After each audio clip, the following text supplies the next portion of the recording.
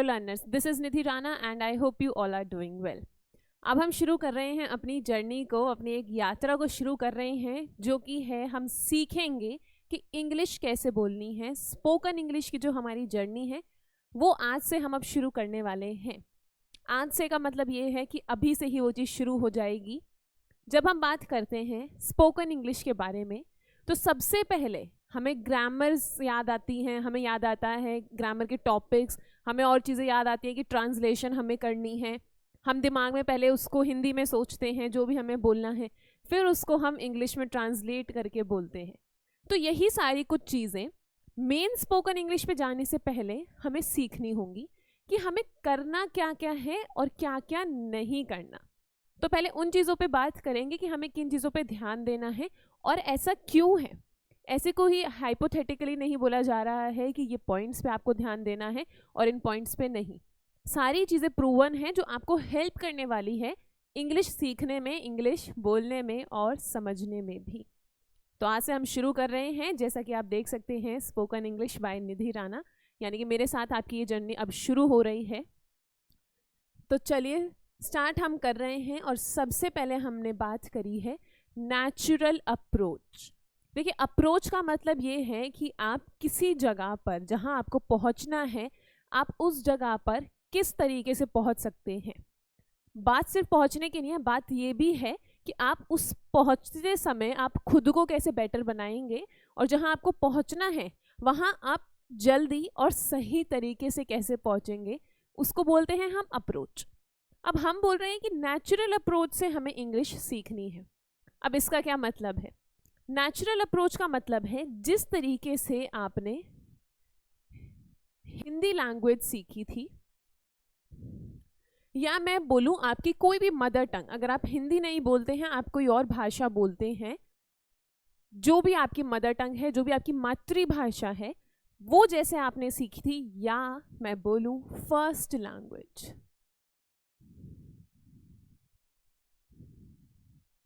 First language से हमारा मतलब है कि जन्म के बाद आपने जो पहली भाषा, जो पहली लैंग्वेज आपने सीखी थी, उसको हमने बोला कि वो फर्स्ट लैंग्वेज है।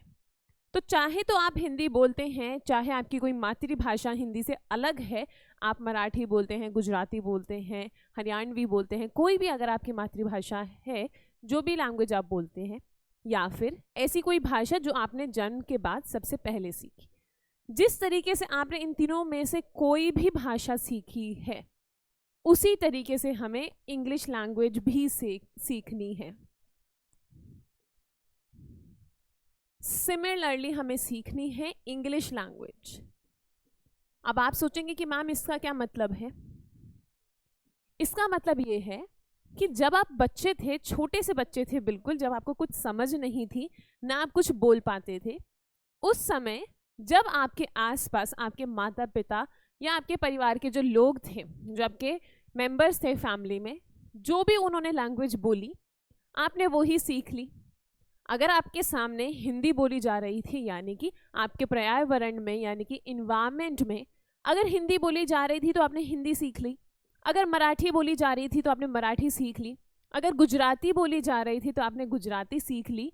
और अगर इंग्लिश बोली जा रही होती तो आप इंग्लिश भी सीख लेते। बात सिर्फ यही है कि हमारे पास, हमारे परिवेश में जो भी भाषा बोली गई, हमने वो ही सीख ली, और वही थी नेचुरल अप्रोच। हमने उसको सीखने के लिए कोई कोर्स ज्वाइन नहीं किया था।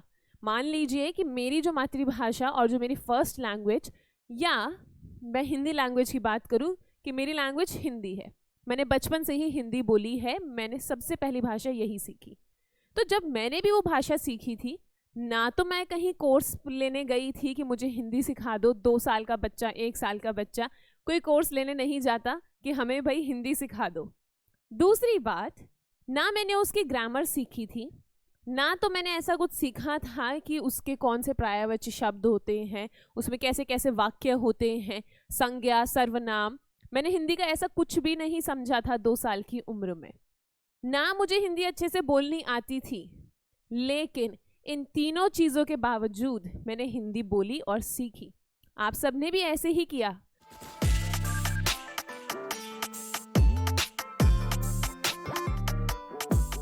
अब वो कैसे हुआ? क्योंकि आपके परिवेश में हिंदी थी या जो भी आपकी भाषा आप बोल रहे हैं वो थी। तो वही नेचुरल अप्रोच हम बोल रहे हैं कि हम ऐसे नहीं पढ़ेंगे कि हमने पहले ग्रामर पढ़ी बहुत सारी, फिर उस ग्रामर को हम बोल रहे हैं अप्लाई करो डेली लाइफ में, फिर हम बोल रहे हैं ट्रांसलेट करो उसको, इतनी सारी चीज़ें लर्न कर लो और फिर जाके कहीं इंग्लिश आप बोलें। ऐसा नहीं होगा। नेचुरल अप्रोच का मतलब है स्टार्टिंग से ही,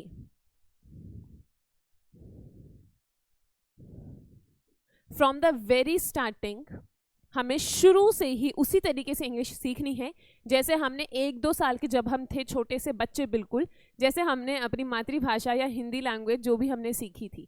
तो अब हम देखिए इंग्लिश लैंग्वेज के लिए भी तो अभी हम 2 साल के बच्चे ही हैं, अभी हमें इंग्लिश लैंग्वेज बोलनी नहीं आती है, तो अभी भी तो हम छोटे ही बच्चे हैं उसके लिए। तो वैसे ही सीखेंगे जैसे हमने कुछ सालों पहले हमारी कोई और भाषा सीखी थी।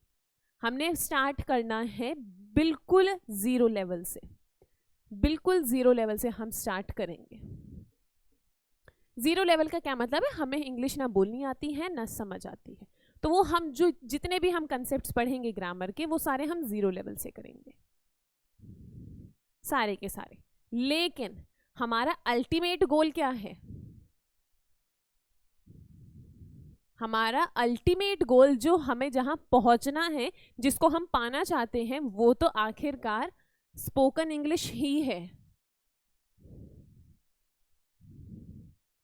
तो जैसे आपने मान लीजिए हिंदी लैंग्वेज अगर आपने सीखी थी, तो जैसे आपने हिंदी के टूटे फूटे शब्दों से एक वाक्य बना लिया था, आप बोलते थे मम दे दो, ऐसे करके आप बोलते थे। आप ये नहीं बोलते थे मुझे पानी चाहिए या मुझे पानी दे दीजिए, ऐसा आपने कभी पूरा नहीं बोला।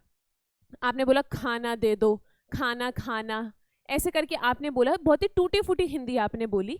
तो हमें वैसे ही शुरू करनी है, टूटी फूटी इंग्लिश से हम शुरू करेंगे और हम सीधा अच्छे वाले लेवल, जो हमें लेवल पहुंचना है टॉप पर, हम उस पर पहुंच जाएंगे। तो हमने जो कोर्स ये डिज़ाइन किया है ये इसी तरीके से है कि आप पहले दिन से ही इंग्लिश बोल पाएंगे। आपको वेट नहीं करना कि कोर्स कब ख़त्म होगा और तब मैं इंग्लिश बोलना शुरू करूँ। आपका जब कोर्स ख़त्म होगा तो आपकी इंग्लिश इस लेवल पे होगी, क्योंकि इतने दिनों से आप इंग्लिश ऑलरेडी बोल रहे होंगे। तो वही नेचुरल अप्रोच हमें स्टार्ट करनी है। अब आप कहेंगे कि मैम अगर मान लीजिए हमने हिंदी लैंग्वेज सीखी, तो हिंदी लैंग्वेज हमारे परिवेश में थी, हमारे एनवायरनमेंट में थी, हर कोई हिंदी बोल रहा था, तो हम अब इंग्लिश ऐसे कैसे सीखेंगे? तो उसका भी देखिए, सारी चीज़ों का समाधान हमारे पास है, हर एक चीज़ का सोल्यूशन हम आपके लिए लाए हैं। इसमें आपको बहुत सारी चीज़ें मिलने वाली हैं। आपको स्पीकिंग प्रैक्टिसेस मेरे साथ मिलेगी, वोकैब मिलेगी, ग्रामर मिलेगी, स्टोरी रीडिंग वगैरह, जो कि आपने देखा होगा, जो मैंने कोर्स की आउटलाइन आपको बताई थी, उसमें हमें ये सारी चीज़ें मिलने वाली हैं। तो देखिए, बहाना कोई नहीं चलेगा कि हमारे परिवेश में इंग्लिश नहीं है। परिवेश में जो इंग्लिश होनी चाहिए वो सारे की सारी मेरे द्वारा, बाय मी, हम आपको वो प्रोवाइड करने वाले हैं। तो आपके परिवेश में भरपूर अंग्रेजी यानी कि इंग्लिश लैंग्वेज होने वाली है। दूसरी चीज़ के बारे में अगर हम बात करें तो वो है डोंट ट्रांसलेट। देखिए, ये करना थोड़ा सा मुश्किल है, क्योंकि हम सबकी आदत बन गई है कि हम हर एक चीज़ का अनुवाद करने लग जाते हैं, ट्रांसलेट करने लग जाते हैं। ये हमारी आदत हो गई है, लेकिन इसी आदत को हमें छोड़ना होगा, क्योंकि कुछ आदतें बुरी होती हैं और उनको छोड़ना ही पड़ता है। अब देखिए, ये क्यों करना होगा, ये मैं आपको एग्जाम्पल से एक बार समझाती हूँ। मान लीजिए मैंने आपसे कहा कि आप इसका अनुवाद कीजिए, इंग्लिश ट्रांसलेशन कीजिए, टूटा फूटा ही सही, लेकिन एक बार आप सभी के सभी कोशिश ज़रूर करेंगे, ट्राई ज़रूर करेंगे। मैंने कहा कि एक वाक्य है हिंदी में, विद्यार्थी टेस्ट दे रहे हैं या स्टूडेंट्स एग्ज़ाम दे रहे हैं। देखिए, मैंने खुद ही आपको 2 इंग्लिश के वर्ड दे दिए हैं, तो वो तो आपको ट्रांसलेट करने ही नहीं है। तो जो स्टूडेंट्स हैं वो एग्ज़ाम दे रहे हैं, मान लीजिए स्टूडेंट्स एग्ज़ाम दे रहे हैं, आपका भी एग्ज़ाम होता है, तो उसी को हमने करना है इंग्लिश में। तो चलिए एक बार फटाफट से मुझे एक बार बताएंगे कि आप क्या कह रहे हैं। जी देखिए, जो आपकी दिल की आवाज़ है ना, वो मेरे तक पहुंच गई। आपने क्या कहा? स्टूडेंट्स आर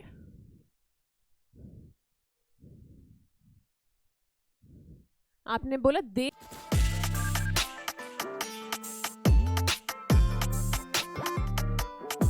रहे हैं तो आपने उसको कर दिया, देने को हम क्या बोलते हैं, गिव, तो आपने कर दिया गिविंग द टेस्ट। बहुत बढ़िया। यहाँ तक अगर सभी लोग नहीं पहुंच पाए तो एक दो वर्ड तक सभी पहुंच गए होंगे, आई नो। स्टूडेंट और टेस्ट या एग्जाम तो मैंने ही आपको बता दिया था। देने का आपको पता है गिव, तो उसको आपने कर दिया आर गिविंग। बहुत बढ़िया। अब अगर मैं ये बोलूं कि टीचर एग्जाम ले रही है तो आप उसको क्या कहेंगे?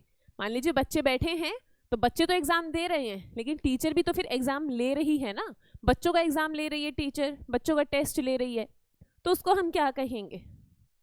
जी, जहां आपका दिमाग दौड़ रहा है मैं बिल्कुल समझ गई हूं कि मैम एक चीज कर देंगे कि स्टूडेंट्स की जगह हम कर देंगे टीचर, और भाई देने को हमने बोला था गिव, तो लेने को हम बोल देंगे टेक।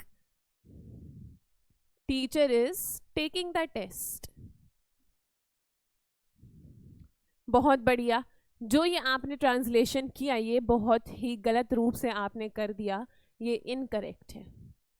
और देखिए इसमें डीमोटिवेटेड नहीं फील करना है कि अरे गलत हो गया, ये सिर्फ एक एग्जाम्पल है कि ट्रांसलेट क्यों नहीं करना।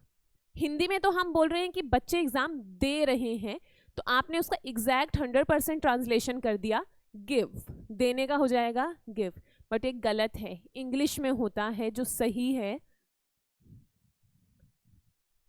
Students are taking the test, ये हमारा करेक्ट होता है। अब कुछ लोगों को तो शॉक लग गया होगा, ऐसे कैसे हो गया, ये तो देने की इंग्लिश तो गिव होती है, हमने तो आज तक यही पढ़ी है। जी बिल्कुल, इंग्लिश वही होती है उसकी, लेकिन इसका मतलब ये नहीं है कि वो हर जगह अप्लाई आप कर दें। हिंदी और इंग्लिश एक दूसरे से बहुत मिलती जुलती है, तो काफ़ी जगह जो ट्रांसलेशन है वो काम कर जाता है, लेकिन ज़्यादातर जो होता है वो ट्रांसलेशन काम नहीं करता। और अगर ऐसा आपने किसी ऐसे के सामने बोल दिया जो इंग्लिश अच्छे से जानता है, तो वो उसी टाइम पकड़ लेगा कि आपने गलत बोला है। अब जो आपने बोला कि टीचर एग्जाम ले रही है, तो लेने को आपने बोल दिया टेक, आपके हिसाब से आपने बिल्कुल सही किया, लेकिन ट्रांसलेट नहीं करना। जो सही होता है वो है teacher is giving the exam या टेस्ट। अब आपको ये कितना ही अटपटा लगे, कितना ही अजीब लगे, कितना ही स्ट्रेंज लगे या कितना ही गलत लगे, सही ये ही है, यही हमारा सही इसका ट्रांसलेशन होगा। तो इसलिए हमने बोला कि हिंदी से इंग्लिश को ट्रांसलेट मत करो, पहले सोचो मत। हम आपको सिखा रहे हैं सीधा इंग्लिश में ही सोचना है, सीधा आपको सारी चीज़ें इंग्लिश में ही मिलेंगी, हिंदी पर आपको जाना ही नहीं है। जहाँ आपको हिंदी बोलनी है वहाँ आप हिंदी बोलिए, जहाँ इंग्लिश बोलनी है वहाँ डायरेक्टली इंग्लिश बोलिए, ट्रांसलेट नहीं करना दिमाग में। इसको हम समझ सकते हैं इस तरीके से कि जो क्वेश्चन पेपर होता है, क्वेश्चन पेपर टीचर देती है, क्वेश्चन पेपर टीचर देती है तो हो गया गिव। अब वही क्वेश्चन पेपर स्टूडेंट्स लेते हैं टीचर से, तो लेने के लिए हो गया टेक। ये तो बस देखो जुगाड़ है हमारा समझने का, ऐसे इसके पीछे कोई असली रीजन है नहीं, तो हमने अपने जुगाड़ के लिए समझ लिया कि हम क्वेश्चन पेपर से समझ सकते हैं कि हम आगे कभी गलती ना करें। तो इसी तरीके के काफ़ी सारे जुगाड़ और काफ़ी सारे अच्छे अच्छे रीजनेबल चीज़ें, लॉजिकल चीज़ें आपको इस कोर्स में आगे पता चलने वाली हैं। तो देख लिया आपने कि अगर आपने ट्रांसलेशन कर दिया तो कितना गलत होने वाला है। अब आप ये सोचिए कि जो अभी तक आप ट्रांसलेट करके इतनी इंग्लिश बोल रहे थे, वो कहाँ कहाँ आपने गलत कर दी। ये सोच के देखिए कि आपने कितनी ट्रांसलेशन अभी तक गलत की होगी। ये तो बहुत छोटा सा एग्जाम्पल था, इस तरीके के बहुत सारे एग्जाम्पल हैं, ढेरों एग्जाम्पल्स हमारे पास है। तो इसीलिए ये नहीं करना। आपको कोर्स में ये भी बताया जाएगा कि जो ये आप गलत चीज़ें बोलते हैं वो सही कैसे बोलनी है, दोनों बताया जाएगा, गलत भी सही भी। और ऐसी ऐसी चीज़ें बताई जाएंगी जो आप बोलेंगे मैम को कैसे पता चली कि हम ये चीज़ें डेली लाइफ में गलत बोलते हैं। जैसे मुझे ये पता चल गई वैसे ही मुझे वो भी पता चल गई। चलिए एक और चीज़ के बारे में बात करते हैं। नेक्स्ट है don't study too much grammar. ये बहुत ही ज़्यादा इम्पॉर्टेंट चीज़ है और इसमें हमें अपने आप को ना कंट्रोल करना पड़ेगा।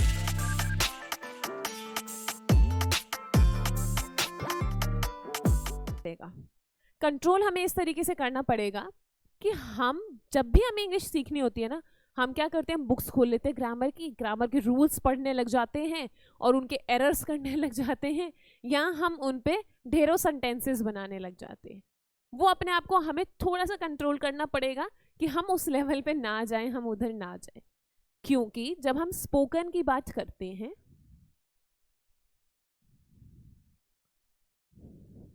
जब हम स्पोकन इंग्लिश की बात करते हैं तो हमें बहुत ही लिमिटेड ग्रामर पढ़नी होती है। हमें उतनी ग्रामर नहीं पढ़नी जितनी हम कॉम्पिटिटिव एग्जाम्स में पढ़ते हैं। जो बुक्स होती हैं वो कॉम्पिटिटिव एग्जाम्स के लिए हैं। और अगर आप बोलें कि मैम हमें कोई तो स्पोकन इंग्लिश की बुक मिली थी, तो देखिए बुक्स पढ़कर स्पोकन इंग्लिश की तो आज तक कोई भी बोलना नहीं सीख पाया है। पढ़ने का बोलने से क्या रिलेशन है? हाँ, आपकी नॉलेज इंक्रीज हो सकती है उस चीज़ को लेकर, लेकिन इंग्लिश बोलना तो आप तभी सीखेंगे ना जब आप असलियत में बोलेंगे। आप सुन रहे हैं, आप लिख रहे हैं, आप पढ़ रहे हैं, आपकी इंग्लिश की नॉलेज ज़रूर इंक्रीज होगी, उसमें कोई शक नहीं है कि आपकी नॉलेज इंक्रीज हो रही है इंग्लिश लैंग्वेज के बारे में, आपको और जानकारी मिल रही है। लेकिन बोलना तो तभी होगा ना जब बोल पाएंगे, हमें बोलने का अवसर मिलेगा। बोल तो हम तभी पाएंगे, वही अवसर आपको यहाँ मिलने वाले हैं। यहाँ आपको बहुत सारी अपॉर्चुनिटीज़ मिलने वाली हैं, एम्पल ऑफ अपॉर्चुनिटीज़ आपको यहाँ मिलेंगी, जिसमें आप बोल भी पाएंगे मेरे साथ ही और मेरे अलावा भी।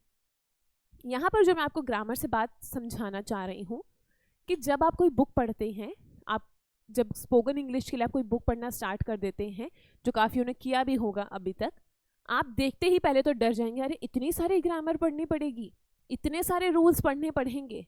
वो हमें नहीं पढ़ने, उन रूल्स पे हमें जाना ही नहीं है। हमें कोई कॉम्पिटिटिव एग्ज़ाम थोड़ी पास करना है, हम कॉम्पिटिटिव एग्ज़ाम के लिए नहीं कर रहे, हम तो सिर्फ बोलने के लिए सीखना चाह रहे हैं। तो वो जो हमें बोलने के लिए सीखना है ना, वो बहुत अलग होता है।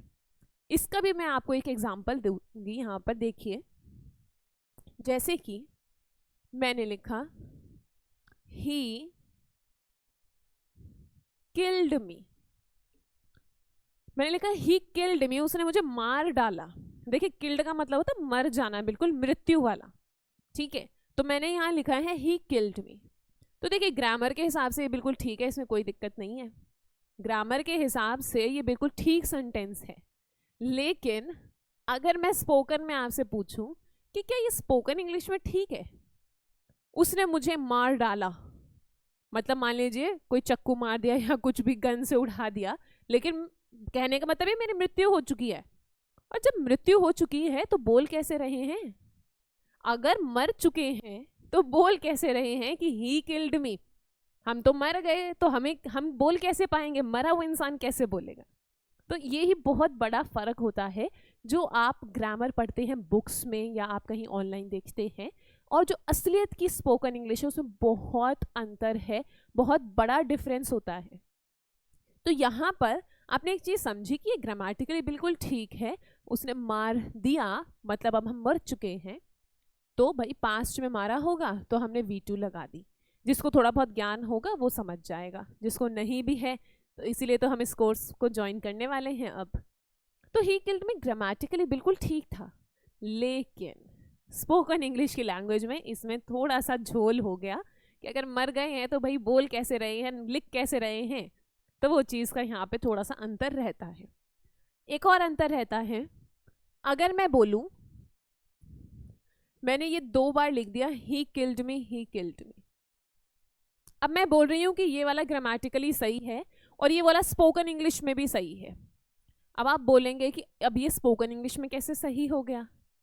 तो जब आपके सामने कोई बहुत सुंदर लग रहा होता है ना, कोई भी मेल या फीमेल, तो आप क्या बोलते हैं? आज तो वो इतने सुंदर लग रहे थे कि उन्होंने हमें मार ही डाला। तो वो वाला जो मारना है वो वाला हम बोल सकते हैं ही किल्ड मी टुनाइट। मतलब कि सामने वाला इंसान इतना अच्छा लग रहा था, जो हम हिंदी में भी बोलते हैं ना, मार ही डाला, जो हमारा एक सॉन्ग भी है वही वाला है यहाँ पर, कि यहाँ पे हम ये नहीं बोल रहे कि उसने मुझे सच में मार दिया। अगर सच में मारने वाला हम बोलेंगे तो वो तो हम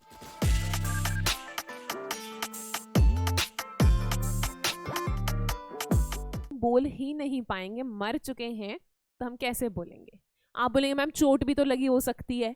अरे चोट लगेगी तो हम इंजर्ड बोलेंगे, इंजरी हुई है। किल्ड का तो मतलब भाई मृत्यु ही होता है। यहाँ पर हमने देखा कि अगर आप ग्रामेटिकली बोल रहे हैं तो वो चीज़ बहुत अलग है, स्पोकन में बोल रहे हैं तो कहीं कहीं तो वो चीज़ बिल्कुल गलत है। अगर आप मरने का सेंस बोलेंगे तो वो बिल्कुल गलत है स्पोकन में। हाँ, अगर आप ये बोलेंगे मार डाला वाला, कि वो सामने वाला इंसान इतना सुंदर लग रहा था, इतना अच्छा लग रहा था कि उसने तो आज मुझे मार ही डाला, अपने लुक्स से, जिस तरीके से वो दिख रहे थे उससे, तो उसके लिए हम बोल सकते हैं। तो ये आपने देखा कि बहुत ही बड़ा डिफरेंस है दोनों में।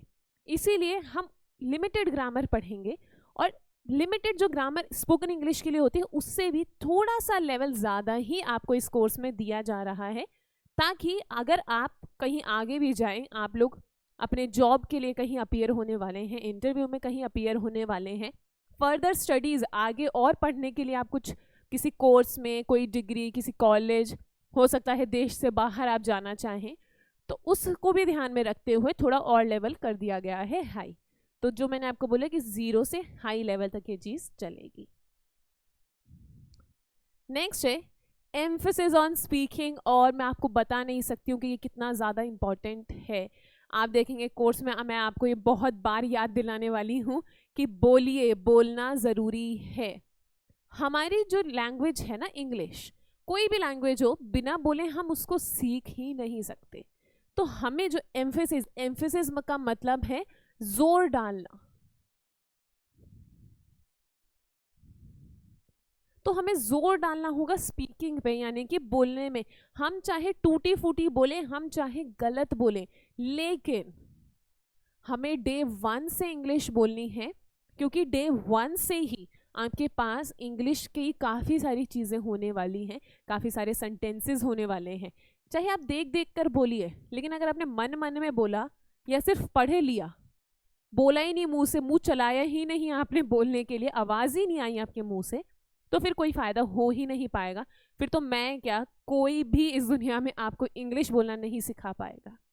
देखिए इंग्लिश सीखना ना बहुत ही ज़्यादा ईजी है। आप इस कोर्स में देखेंगे कि कितनी ईजिली आप इंग्लिश बोलना सीख पाएंगे कोर्स ख़त्म होते होते ही। लेकिन उसकी एक शर्त होती है, और वो शर्त यही है कि आपको बोलना पड़ेगा। यहाँ भी आपको कोई जज नहीं कर रहा, कोई जजमेंट पास नहीं होने वाला है। चाहे अगर आप किसी और के साथ ना बोलना चाहें, आप खुद के साथ ही प्रैक्टिस कर सकते हैं, जिसको हम बोलते हैं मिरर प्रैक्टिस।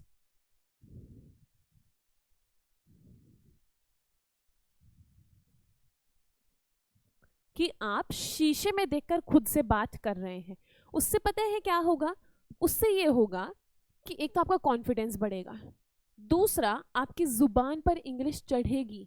हम में से ऐसे कितने स्टूडेंट्स हैं जो इंग्लिश पढ़ना जानते हैं, लिखी हुई इंग्लिश समझ भी लेते हैं, कोई सामने इंग्लिश बोल रहा है तो वो भी हम भली भांति समझ लेते हैं, अच्छे तरीके से हमें सब समझ आ जाता है। लेकिन जब बात आती है कि अब हमें उसका रिप्लाई करना है या अब हमें भी कुछ इंग्लिश में बोलना है, वहीं हम मात खा जाते हैं। वो इसलिए क्योंकि आज तक इंग्लिश बोली ही नहीं ना।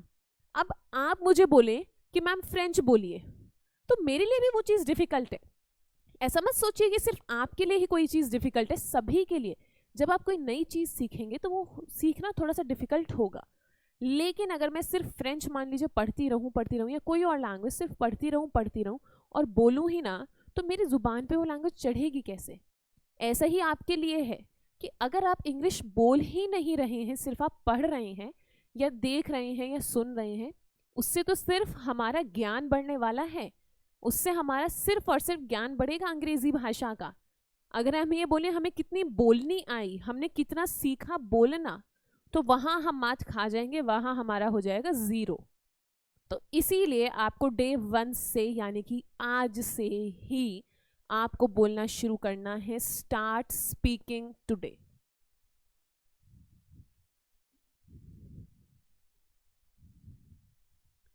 आज से ही, जैसे ही ये वीडियो खत्म होगी, इसमें जितनी भी इंग्लिश की चीजें लिखी हैं आप बोलिए। आप बोलेंगे स्टार्ट स्पीकिंग टुडे, बोलिए। इंग्लिश के वर्ड आपके जुबान पर चढ़ने चाहिए, आपके मुंह से निकलने चाहिए।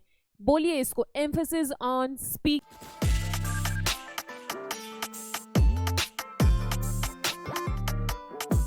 स्पीकिंग, चाहे टूटा फूटा बोलिए लेकिन बोलिए तो सही।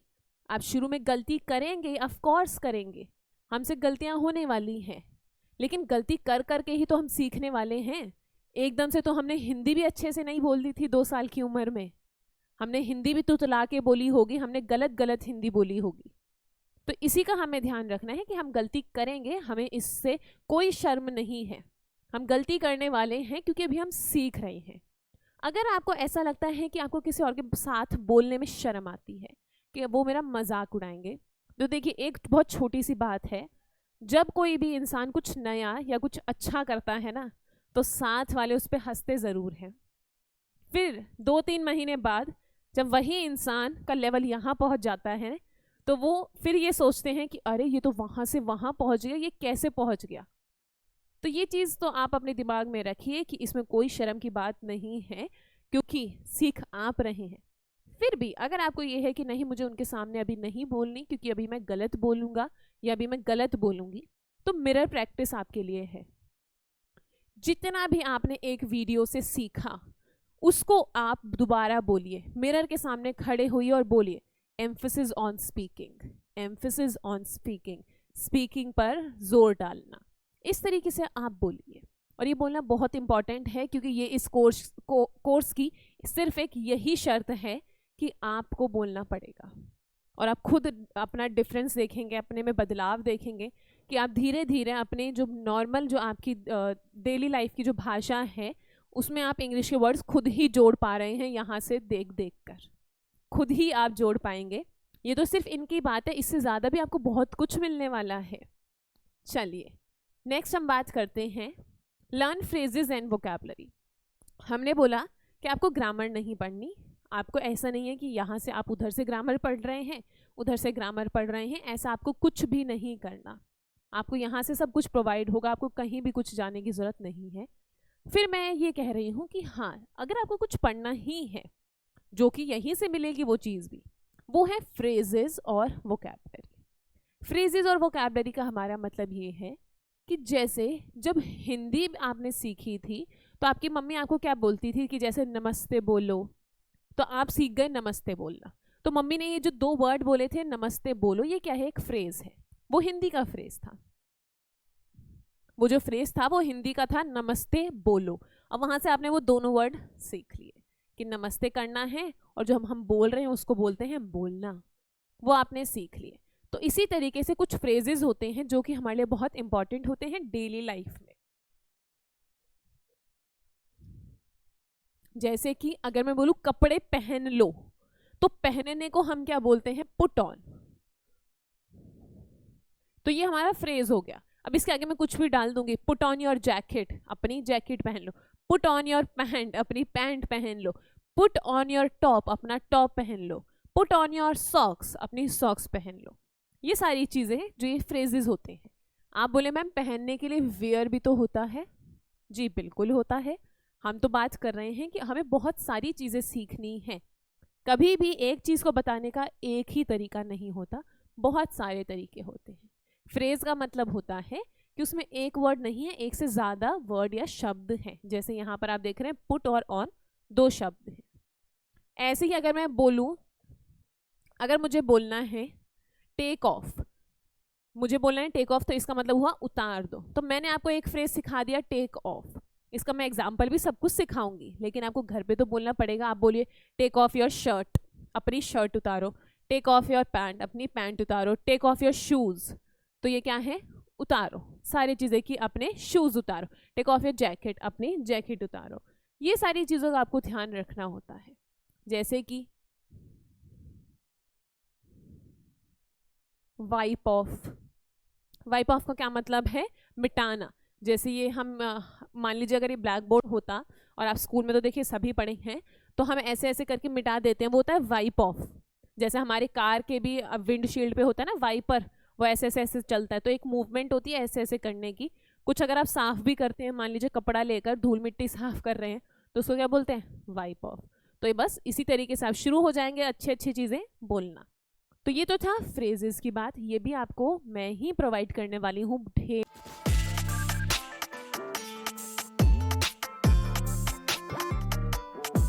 ढेरों एग्जाम्पल्स के साथ बहुत अच्छे तरीके से खेल खेल में हम ये सारी चीज़ें सीख जाएंगे। आगे जाकर आपको पता चलेगा कि हम गेम्स ही खेल रहे हैं और गेम खेलते खेलते ही हम कितना कुछ सीख गए। नेक्स्ट है आपका वोकैबलरी। वोकैबलरी आपको प्रोवाइड करी जाएगी बहुत ही अच्छे तरीके से कि अगर किचन से रिलेटेड आपको वोकैबलरी चाहिए, रसोई से रिलेटेड, तो वो क्या वोकैबलरी होती है। अगर आपको पढ़ने से रिलेटेड वोकैबलरी चाहिए तो वो वोकैबलरी क्या होती है, जैसे चिमटे को क्या बोलते हैं, तवे को क्या बोलते हैं, जैसे पैन बोलते हैं, ये सारी चीज़ें आपको वहाँ पर मिलने वाली हैं।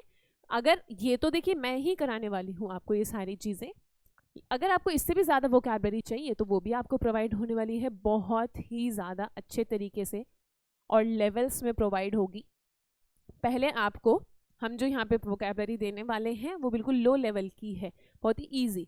धीरे धीरे हम अपना लेवल बढ़ाते रहेंगे। याद करने का मतलब ये नहीं है कि बैठ के इनको याद कर रहे हैं, इनको बस आपको यूज़ करना है। जैसे अगर आप मम्मी को बोलेंगे ना कि, या मम्मी आपसे बोले कि ज़रा तवा देना वहाँ से, तो आप क्या बोलेंगे, अच्छा पैन, तो आपने बोल दिया पैन, आपने यूज़ कर लिया। याद नहीं करना है, याद से हमारा मतलब ये है उसको डेली लाइफ में यूज़ करना है। याद तो वो ऐसे ही अपने आप हो जाएगा, इस तरीके से आपको डेली लाइफ में यूज़ करना है। मम्मी भी सोचेगी कि इसने आज नया वर्ड कहाँ से सीखा। चलिए आगे बात कर रहे हैं स्किल्स की। किसी भी भाषा को सीखने के लिए आपको 4 स्किल्स की ज़रूरत पड़ती है, 4 कौशल हमारे अंदर होनी चाहिए। वो हमारे पास है LSRW। L से होता है लिसनिंग, S से होता है स्पीकिंग, R से होता है रीडिंग, W से होता है राइटिंग। इसका मतलब होता है सुनना। लिसनिंग का मतलब क्या होता है, सुनना। स्पीकिंग का मतलब आप जानते ही हैं, बोलना। रीडिंग को हम बोलते हैं पढ़ना, राइटिंग को हम बोलते हैं लिखना। तो ये 4 चीज़ें हमें किसी भी भाषा को अगर सीखना है तो हमें ये 4 चीज़ें सीखनी ज़रूरी। देखिए जो लिसनिंग है आपकी, जो सुनना है, वो आपको यहाँ से बहुत ही अच्छे तरीके से मिलने वाला है। आप मुझे सुन रहे हैं इंग्लिश लैंग्वेज बोलते हुए, आगे हम कोर्स में बहुत ज़्यादा इंग्लिश भी यूज़ करेंगे, हिंदी भी इंग्लिश भी दोनों यूज़ करेंगे। यहाँ पर जब हम सुनने की बात कर रहे हैं, इसके अलावा अगर आप कोई मोटिवेशनल वीडियोस देखना चाहते हैं या अगर आप कुछ और देखना चाहते हैं तो आप ट्राई करें कि आप इंग्लिश में देखें। जब आप उसको इंग्लिश में देखेंगे तो आपके कानों में इंग्लिश पड़ेगी, इंग्लिश के वर्ड्स आएंगे, तो आप और अच्छे से सीख पाएंगे।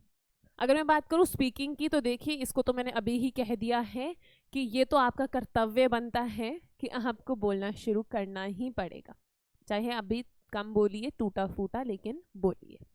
फिर है रीडिंग। रीडिंग जो यहाँ पे जितनी भी चीज़ें लिखी वो आपको सब कुछ पढ़नी तो है ही, पढ़ रहे हैं ना आप, सारी चीज़ें बोल भी रहे हैं और पढ़ भी रहे हैं।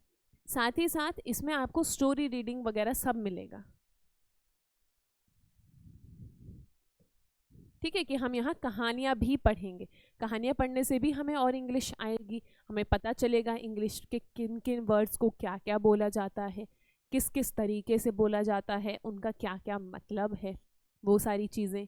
साथ ही साथ अगर आपको कोई न्यूज़पेपर आप पढ़ते हो, कोई आर्टिकल आप पढ़ते हो, तो वो भी आप ट्राई कर सकते हो कि आप इंग्लिश में पढ़ो।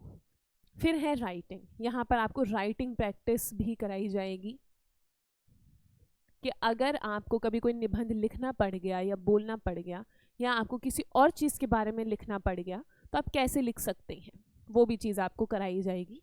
तो आप देख रहे हैं आपकी चारों की चारों स्किल्स यहाँ से कवर हो जाएंगी और अच्छे तरीके से आप ही सारे के सारे जो कौशल हैं इनमें आप अव्वल दर्जे के विद्यार्थी, अव्वल दर्जे के स्टूडेंट आप बन जाएंगे। नेक्स्ट हम बात कर रहे हैं यूज कॉन्ट्रैक्टेड फॉर्म। कॉन्ट्रैक्टेड को आप समझ सकते हैं छोटी फॉर्म। छोटी फॉर्म हमको यूज करनी है। अब छोटी फॉर्म से हमारा क्या मतलब है? छोटी फॉर्म से हमारा मतलब है जैसे कि हम बोलते हैं आई एम, तो हम इसको बोल देंगे आई एम।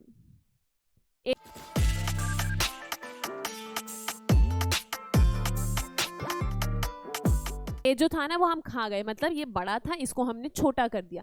तो हम कह रहे हैं कि ये जो छोटी वाली फॉर्म है ना, इसको हमें बोलना है। जैसे कि हमारा होता है डू नॉट, तो हम इसको छोटा करके क्या बोल देंगे, डोंट। तो मैं आपको कह रही हूँ कि आप ट्राई क्या करेंगे कि आप जो छोटी वाली फॉर्म्स हैं उनको ज़्यादा बोल पाए। जैसे कि मैंने बोला हैव नॉट, तो ये क्या हो जाएगा, हैवेंट। ये हो जाएगा हमारा हैवेंट।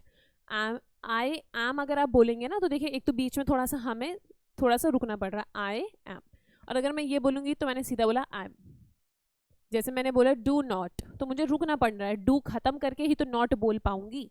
लेकिन एक और तरीका है बोलने का कि छोटा कर दूं, मिला दूं दोनों को, वो क्या हो जाएगा, डोंट। मैंने बोला हैव नॉट, तो मैं क्या बना दूंगी इसको, हैवेंट। क्योंकि अगर आपको फ्लुएंट बनना है ना इंग्लिश लैंग्वेज में, फ्लुएंट का क्या मतलब है कि आप धड़ाधड़ इंग्लिश बोल रहे हैं, आप इतने अच्छे से इंग्लिश बोल पा रहे हैं कि आप अंग्रेज ही लग रहे हैं। ठीक है, चलिए अंग्रेज तो हमें नहीं बनना है, ये तो मजाक की बात हो गई। जो हमारी यहाँ पर बात है कि दो चीज़ें हमें चाहिए होती हैं, एक होती है एक्यूरेसी और एक होती है फ्लुएंसी।